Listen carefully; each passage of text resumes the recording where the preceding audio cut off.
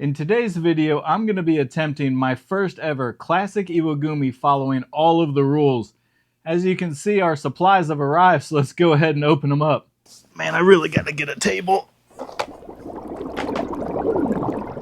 So what we've got here is a LANDEN low iron rimless aquarium. It's a bookshelf style if you couldn't tell by the length of it.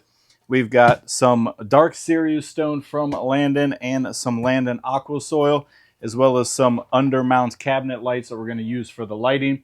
If you guys are familiar with my fish rack, this makes sense. We're going to show you this here in just a minute. But let's get started with the aquarium, because that's what you guys want to see. Well, I guess you want to see the whole video, right? But the aquarium is the most important part, right?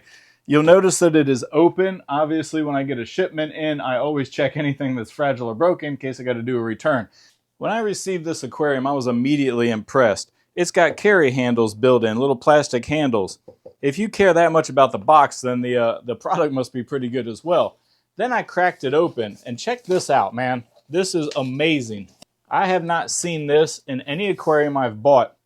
This is wood. Well, it's particle composite board, but still, there's a piece of wood on the top and the bottom that keep your aquarium protected in shipment, transit, storage, I guess, everything. And then you take that wood off and you're like, hey, wait a minute, I bought an aquarium. What's all of this stuff inside there? Well, guess what? All that stuff comes standard with LANDEN's larger aquariums. But let's continue with the packaging, because they really care about the packaging. Plastic corners. Most aquariums just come with this little foam corner right here. I was really impressed that they take the extra time to make sure that your aquarium is going to arrive in good condition.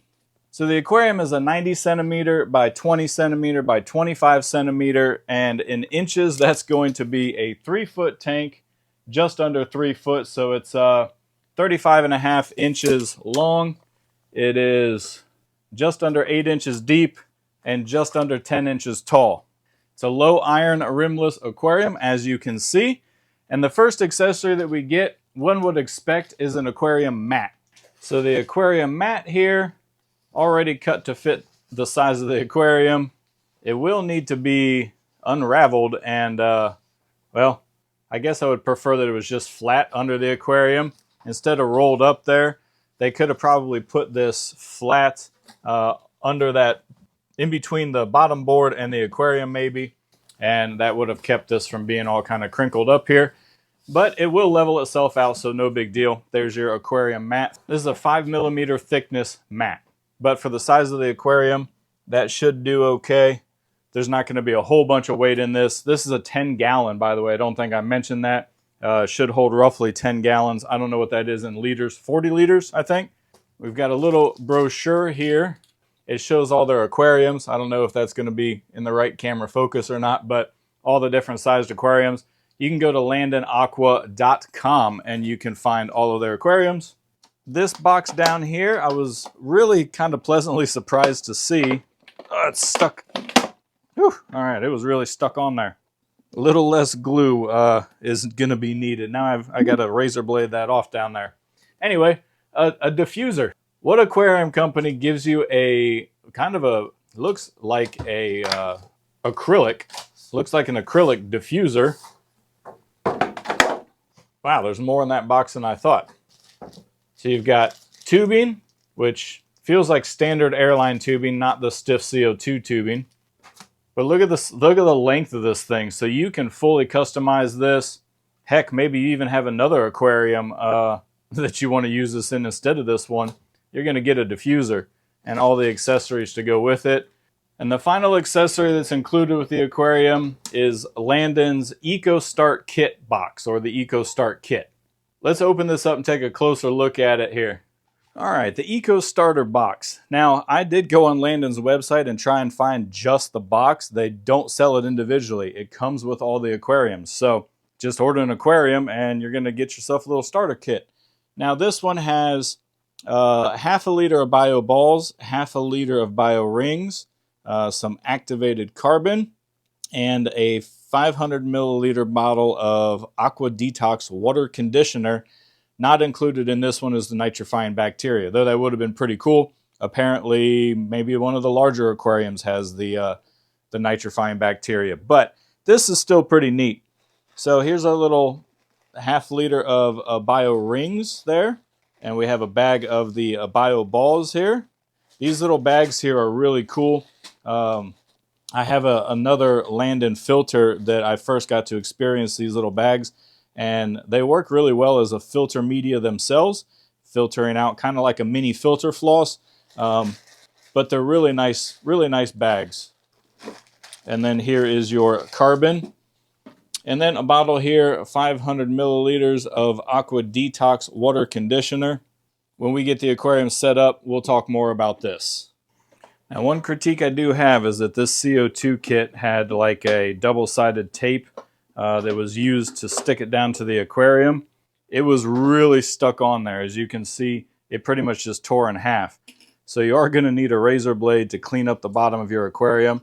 Now, it is on the bottom. You're going to have substrate, so not a huge deal. But if I had to offer advice to Landen, I would say maybe use either that sticky tack stuff or just don't even put a glue strip down here.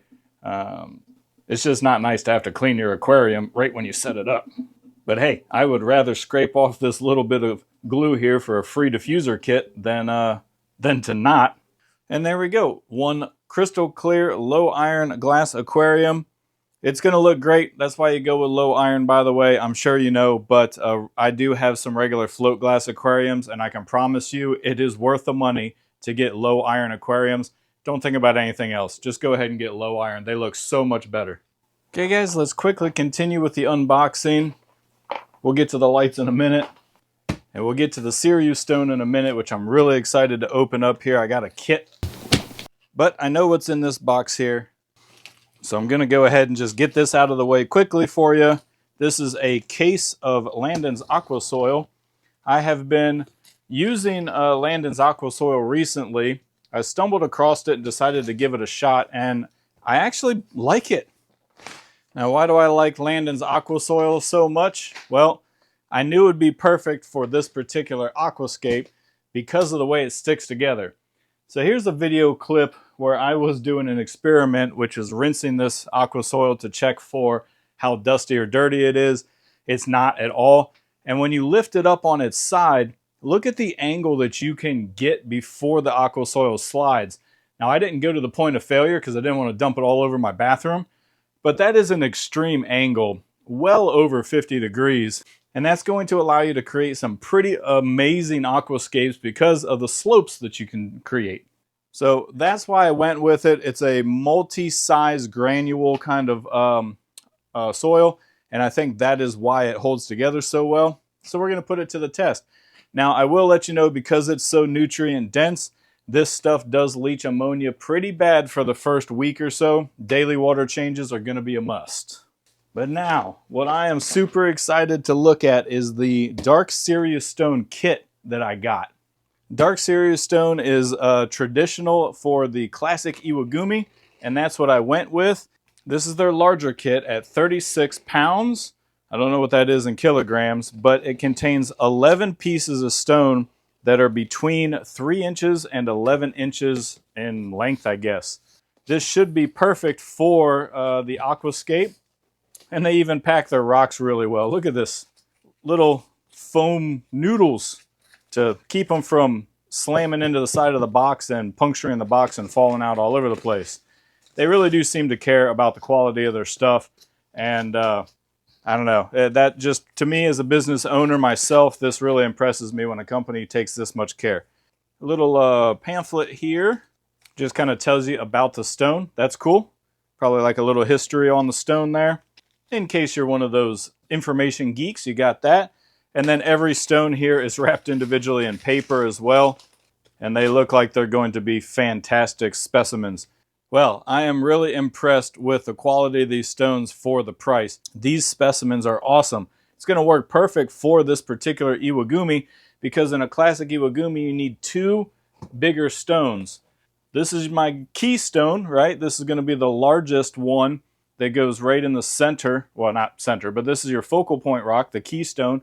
And then this one here is just a little bit smaller.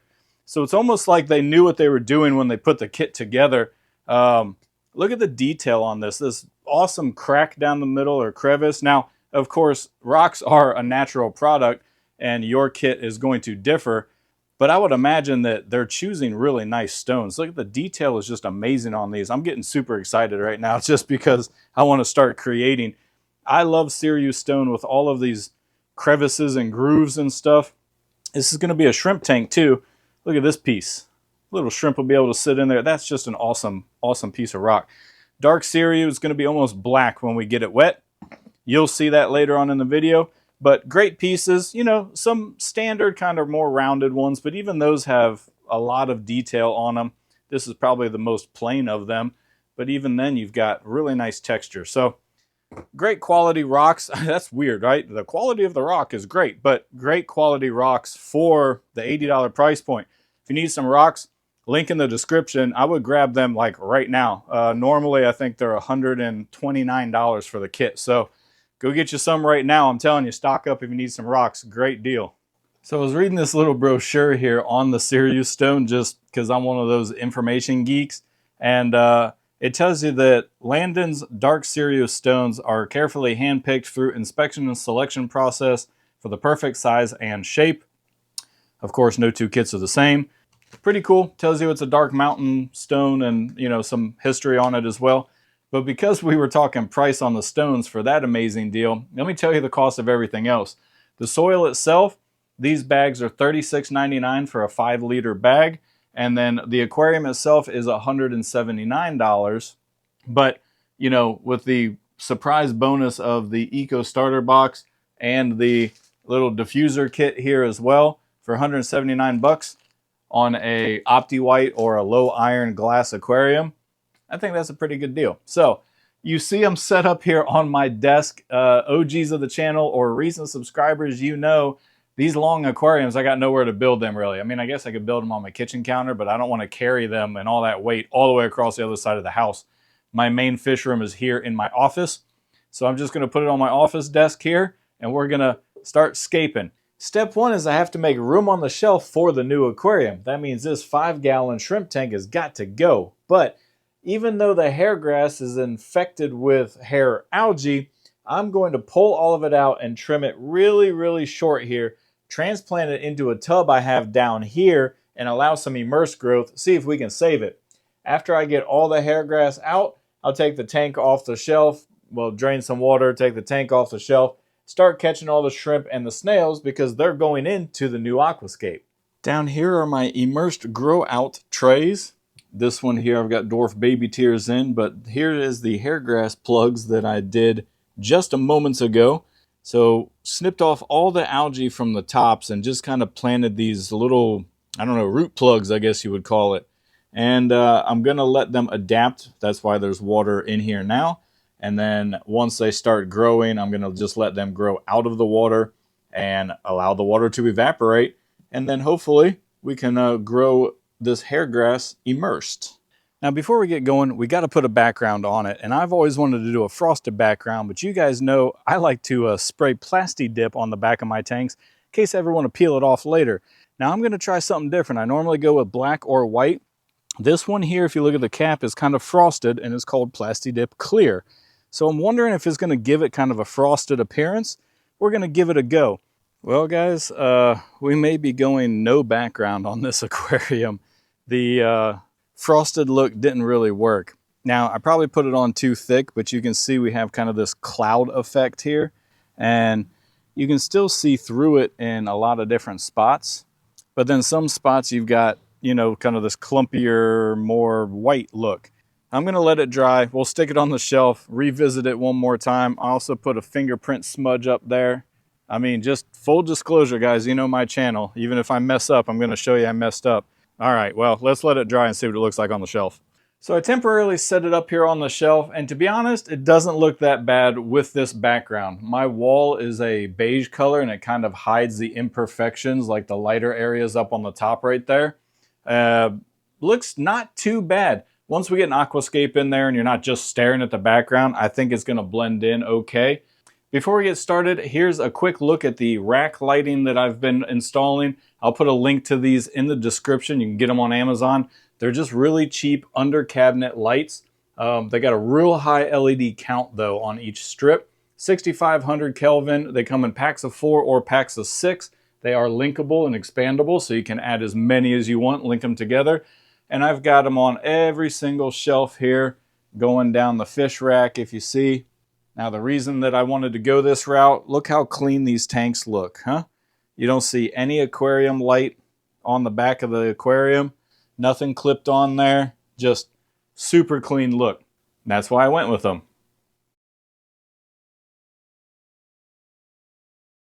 Yep, that's right. I forgot to turn my mic on so you guys get a voiceover. Now, before we get started, you'll notice on the computer screen in the background there that I have 2 images up for reference. The first image on the left here is your traditional Iwagumi kind of setup with your Fukuishi stone and Oyaishi and all the names of the stones and kind of how to organize them. And over here on the right is our golden ratio. And we're going to be using the golden ratio in this aquascape to make sure that we are following all of the classic rules. So before we get going, what we have to do is mark out our aquarium visually so that both you and I can see what we're doing with these ratios. Now in order to make sure I'm following the golden ratio properly, we're going to have to separate our tank into thirds so I know where to put height and length of these 2 different focal points. So there's our vertical third, and then here's where we can start drawing in our golden ratio. So just a rough sketch to kind of get an idea where that ratio focal point is. The area of interest is going to be where all these kind of little squares are. I'm not going to explain the golden ratio. There's 100 videos on the principle and the math of it, but I'm just trying to get a rough idea of where our spiral and focal points and the weight of the aquascape is going to be. And this area here is going to be kind of our negative area or open space. So heavy weight here and just sweeping the eye down into that negative space. Now I want another focal point right here. So I'm going to draw another golden ratio on this side over here, and that's going to help me ensure that my height is correct for that focal point, and it's also going to let me know where our intersecting negative space is. So right in here, that's where we're going to have our valley of our aquascape. It'll make sense when you start to see the substrate go in, but you want the lowest point there, and then here we're going to kind of have our humps, if you will, or our hills. Alright, so we're going to get our aqua soil in here. An entire bag is going to go on the right hand side, and that's going to give us the height that we need to get started. Our main height's going to be on the right, but we have to be very careful because we have 2 golden ratios, and we don't want to intersect the other golden ratio with the first golden ratio. So I'm going to get another bag over here on the left hand side just so I can start to visualize where our 2 hills are going to be. The hill on the left is not going to be as high as the one on the right. You do not want your stuff equal height when you're doing kind of a classic layout. And I'm filling in a little bit in the valley here so I can start playing around with the slopes, I suppose. Keep in mind that our valley is going to be the lowest point here in the middle. Alright, time to start playing with some rocks here. This is the largest one that was in the kit, and I really wanted to use it at first because of the flat bottom and the slope that it has. So I'm trying to get it in here, and I play around with it a little bit. I want it to have this kind of off balance feel to it, add tension to the scape, but it sits in there pretty good.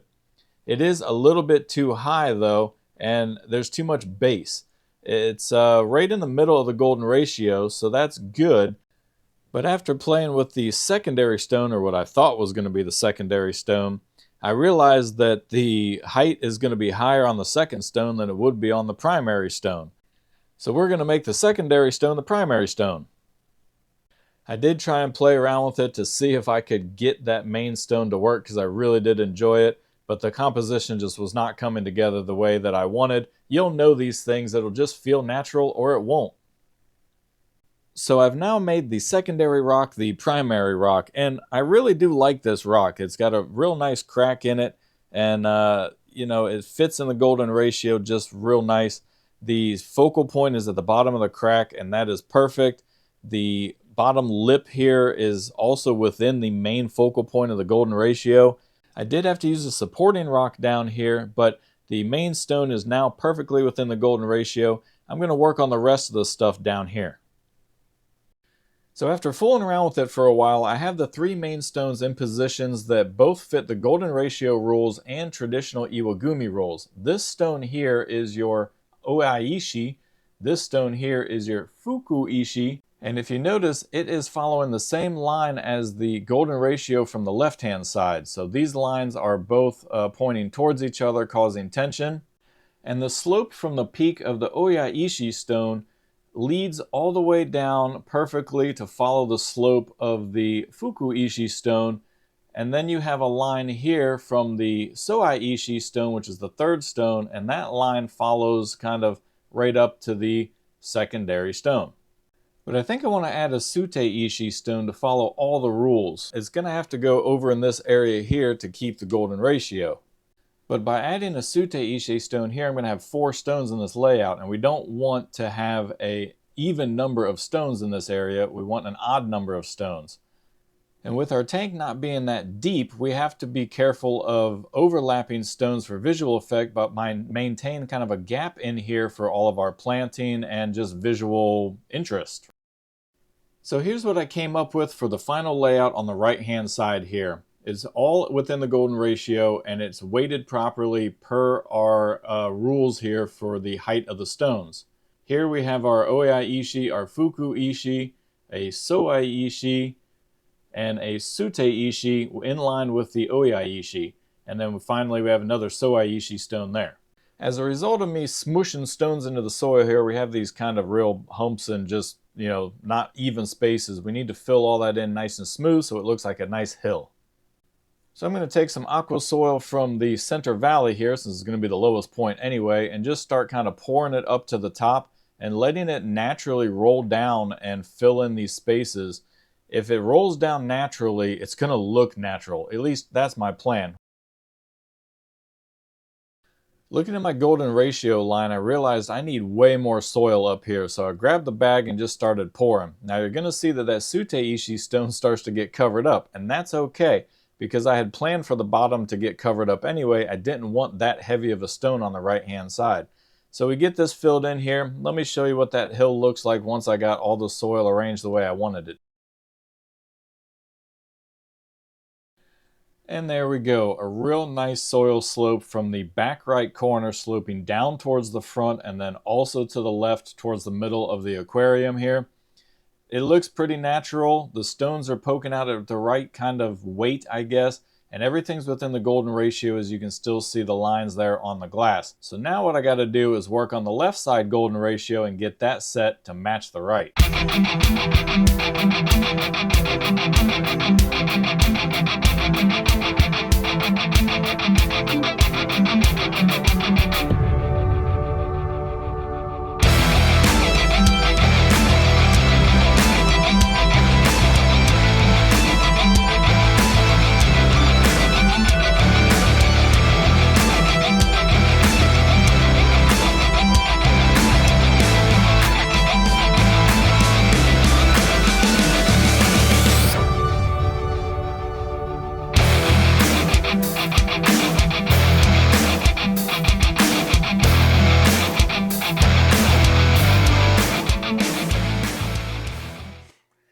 And we're back to live voice now. I mean, what a YouTube blunder, huh? The #1 mistake of a YouTuber is not turning your microphone on. But hopefully the voiceover got across kind of what I was doing. And here we are with the final result. So let me know what you think. How do you think my first following the rules kind of classic Iwagumi hardscape came out? I like it. I gotta say, again, the masters, man, they really know what they're doing. The reason we have these rules is because they've figured it out before us, right? So now we just got to pretty it up with a little bit of greenery. We're going to do some planting. So for plants, I'm going to go traditional style with a single plant carpet. And what I'm going to use is dwarf baby tears. Now I have some here that I'm recovering from the 5-gallon tank. It was almost dead. You see I'm growing it out immersed here, and we got some growth to come back. So it has come back, but now it is growing immersed leaves. And so now I'm going to put it underwater and drown it again. We'll see what happens. But I had planned for maybe some of this to die. So I went down to my local fish store and I picked up 4 pots of dwarf baby tears here. So we've got a couple of pots that we can spread out and allow to grow in. So I'm going to get these out, get all the plants portioned out onto a tray, and then we'll start planting. Okay, on the right I've got my dwarf baby tears that I cultured, and on the left is the depotted store-bought ones from my local fish store. I'm going to intermix them as I plant because these are probably going to take better than mine. I'm going to do everything I can to get everything to grow, but I've got to be real careful here because there was Java moss that got infested in here, and I've got to make sure that I don't get a single strand of Java moss in here or it's going to ruin this whole aquascape. But I'm going to get all this planted. Now I'm not going to film the planting here because it's boring stuff and it's going to just take a long time. This video is already long enough. I'm going to get the plants in here and then we will show you what it looks like sporadically planted. All right, our dwarf baby tears carpet is planted. Now it's kind of sparse, but you know, that's what we had to work with here. And I think it's going to fill in. And once again, that is the enjoyment for me, is watching it kind of take root and do its thing and carpet. That's the whole point for me. Now, I'm going to add another kind of focal plant. I was going to do just a classic Iwagumi with a single species carpet, but I've got a couple of little crypts that aren't doing well in their other aquariums, and so we're going to put them in here. So here in the Dragon Valley Aquascape, we have a couple of little cryptocoryne parvas right back there in that little cave area. Now they're doing okay as far as they're not dead, but they're not growing and there's no soil or anything for them. They're just stuck on the rock and they're in a pretty shadowy area. So I'm going to pull those guys out of there and we're going to put them in this new Iwagumi. And then to my surprise, when I tore down the Orange Sunkiss 5-gallon Iwagumi, look what I found. Hidden under a big old clump of moss was 2 little sprigs of cryptocoryne parva that were trying to survive. We're going to give them a better chance of survival and put them in this new Iwagumi. So on the left here, we've got the 2 sprigs that were in the orange Neocaridina shrimp tank, and then we have these 3 little sprigs that were in the Dragon Valley. I'm going to split these into 2 or 3 portions here. So we just have a couple little sprigs. And I like the word sprig, don't I? So I'm going to take these sprigs and I'm going to stick them right in front of the main feature stones here in just a couple little areas for just a bit of detail. Oh, and there we go, guys. Check it out. Damn, that looks good. Now, I have it intentionally kind of more towards the front of the rack because I want the lights to cast shadows underneath the front edges of the rocks. When I put these in here, I did lean them just a little bit to the front, a tip I learned. So we angled the rocks just slightly to the front. That'll cast some shadows and add some tension. Man, I think it looks pretty sick. Okay, I'm going to start filling this up with water before all the plants dry out, and then I'm going to start working on the CO2 diffuser. Since Landon put one in the box, we might as well use it. We're going to do CO2 on this tank because dwarf baby tears really does need CO2 in order to grow properly. We have a moderate lighting too, so we're going to give these plants every chance they can to grow. So I'm going to get that going here, and we'll show you the CO2 setup. While the tank is filling up here, we got to start thinking about filtration. And since this is such a beautiful aquascape, I think it needs a beautiful filter. So I'm going to scavenge the Landen stainless steel Pura 100 filter, and I'm going to put that on the new aquascape. Let's pull this bad boy off. I'm going to clean it, get it all set up there while the water's filling up, and then we'll move on to CO2. All right, we're all full of water. I've got the filter installed and the CO2. Let's go through it real quick. So if we come around here to this side, you're going to see we have the Landen Pura 100 here, but you will notice a dirty hose. I decided since this filter had been running for a while, it's probably got a lot of bacteria in it, and all the experts say put a filter that's already cycled on your aquarium and it'll help eat up all that ammonia and stuff. Well, with the amount of aqua soil that we have in here, 2.5 bags, we are going to have a severe ammonia leach, and ammonia can burn your plants. So not only am I going to do water changes every single day, but with that cycled filter right there, it should help, well, the bacteria eat some of that ammonia. You'll notice I got a little drop checker installed here, and that's because we ran CO2. So I've got CO2 down here. This is a DIY system, ZRDR. I'll put a link in the description if you want a little DIY system here, citric acid and baking soda. And that CO2 line runs up behind the aquarium into that guy right there, which is an inline CO2 diffuser. That's right, while I am appreciative that Landen includes a CO2 diffuser with their high-end aquariums, this filter already had inline CO2 installed, and with as beautiful as an aquascape as I think we've got, we don't want to see a bunch of tiny bubbles flying around. So I decided for this aquascape to go ahead and keep the inline diffuser in place. But don't you fret, because the filter and CO2 system that came off of the Dragon Valley Aquascape is going to get Landen's new diffuser, and I already have a second CO2 system down here, so we're going to get this stuff mounted up when we put a new filter on this aquarium here. Now there's only one thing left to do today, and that is to break into the Eco Starter box and let's get this Aqua Detox out of here. Now all of this biomedia, while I appreciate it was in there, I already have a Landen filter set up. When I go to redo my filter, I'll use this media. But for now, I'm just going to use the Aqua Detox here because I filled this with tap water and we need to do some water conditioning here. Well, I guess so we don't chlorinate our plants, right? So taking a look here at the instructions, oh, I can't read it from there, hang on. All right, so the directions here say for a 100 liter or 26 gallon aquarium new setup, use 2 capfuls. For a regular water conditioning, the aquarium use 1 capful every 5 to 7 days. So what we're gonna do here, since this is a 10 gallon, is we're gonna use 1 capful, because if it's 26 gallons, 2 capfuls, we're gonna use 1 capful just to kind of get this detoxed. All right, that's 1 heaping capful. Go ahead and put that in there. It's blue, so it's easy for you to see it. And as MD would say, little extra just for luck. Now I barely touched this bottle, so the fact that they gave you this for free, that's quite a value, because this is gonna last me, I don't know, probably the next 6 months or so for water conditioning. Now in my particular setup, I am enjoying the Landen decal here. It's kind of a chrome sticker there, and it looks great against that black aqua soil. But if you don't like it, it really is just a sticker, so you can probably just razor blade that off if you wanted to.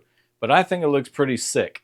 Okay, I'm gonna do all the required maintenance daily with water changes and all that stuff, and let's see if we can get this thing to grow in. You're about to see the finished product. It's been about 24 hours since I set this aquarium up, and I did an ammonia test, and not to my surprise, we are loaded with ammonia. Now that is to be expected because this is a 10-gallon aquarium, and we have 2.5 bags of aqua soil in there, essentially or effectively reducing the overall water volume to probably closer to 5 gallons because of the amount of substrate we have. So with that much aqua soil, and especially as nutrient dense as this Landen aqua soil is, this is to be expected, and it's not a problem because we don't have any livestock in there. What we're going to be doing here is just daily water changes to get this out so we don't ammonia burn the plants. And probably in 7 to 9 days or so, we should get this under control here. It's been another 2 weeks, and I've been doing water changes like every day for the first week and then every other day for the second week. We're finally leveling out and the aquarium is balancing itself out. But I've done a final water test here, and I think we're ready to put some livestock in. Let me show you the results, you know, just for YouTube's sake. Using API's master test kit here, not sponsored in any way. We did pH, ammonia, and nitrate. The pH is 6.6, which I am injecting CO2 because this carpet needs CO2. So that's to be expected. I am at 0.25 ppm on the ammonia. Again, to be expected. We are still cycling the aquarium. And then nitrates are at about 10 ppm, normal for a cycling aquarium. So it's not 100% stable yet, but I think we can get livestock in there. So what I'm going to be putting in here is Blue Dream Neocaridina shrimp. Now they're pretty hardy little shrimp. They can tolerate a little bit of ammonia. They can tolerate a little bit of nitrates and stuff. Heck, they can even tolerate varying pH levels to a degree. Now, some people are going to disagree with me, and well, that's okay. It's the internet, and you can have your own opinion, but this is my aquarium, and I think we're ready.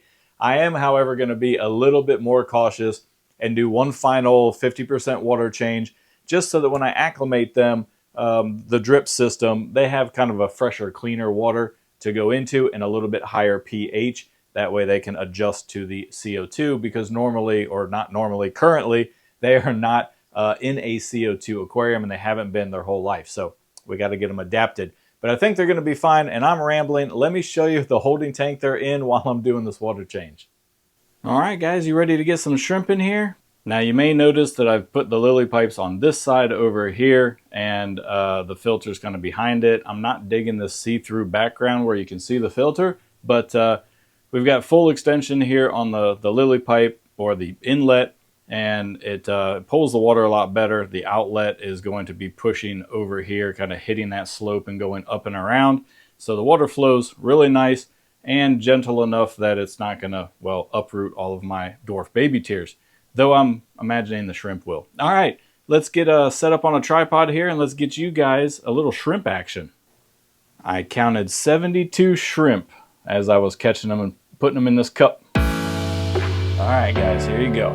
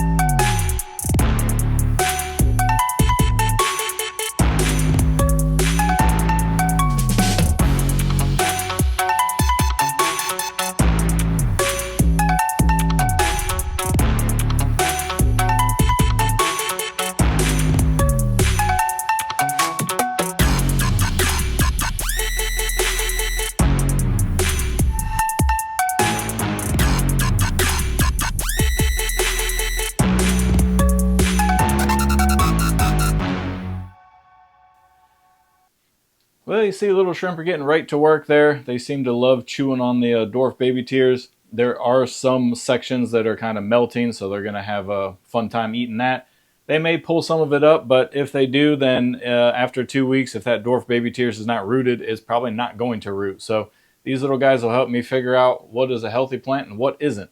Now, ideally, we would have waited until the entire carpet was filled in and everything was stable and stuff, but the water parameters are good. And I don't have 2 months to wait before putting the shrimp in. I need the tank that they are in currently. So they're in, and I'm going to let them settle in. Then we'll do a final update for you. Okay, been another week here, and the final thing that I'm going to do is change the background. Now, I'm kind of okay with the frosted background, but we have an issue here. That is, well, I damaged it. So can you see right here, this scrape? It doesn't look good. It's a little more clear than I want it to be. If we come around this side here, you can really see where it's torn up. And that's because as I take the filter in and out, I messed up and I touched the tank. I just kind of scraped it here. So I went ahead and I ordered some window film. So we've all seen this here. If you watch MD Fish Tanks at all, you are more than familiar with the frosted window film. And I got some on Amazon. I hope it's a good brand. I mean, they're all off-brand, right? But I hope this one works well. It's going to be a little bit of a challenge to do it while it's in the rack, but I have plenty of space back here. I mean, I can get in here and work. So I'm going to try and do it. I'm not going to show you me putting the film on because this video is way too long, and you have seen plenty of film applications if you watch other YouTubers. So let's see if I can get it on there, but here's a good chance for me to show you the Plasti Dip. So the reason I normally use Plasti Dip is for this exact reason. If I ever need to change the background, all I got to do is get a corner of this going and see that we just peel it right off. So normally it's pretty good, but we're going to take this Plasti Dip off and put a window film on and see if that works. All right, got the film on there. It went on pretty well. It's a decent brand, I guess. It's fairly thick, no crinkles or wrinkles or anything like that. So looks good. I am digging the frosted look. I think white on this aquarium would look just a little too bright. I do just like the way that it blends in, kind of that frosted look blends in with the gray on the black Sirius stone. So looking good to me. Let's check out the plant growth here before we wrap up. Our plant growth is not substantial, but I can see where we are getting some progress here. If you look right down there, you can see some tiny shoots kind of poking out from the soil there. So we are getting some growth spreading through. Some of the dwarf baby tears is just trying to grow straight up, so you can kind of see that's reaching for the light.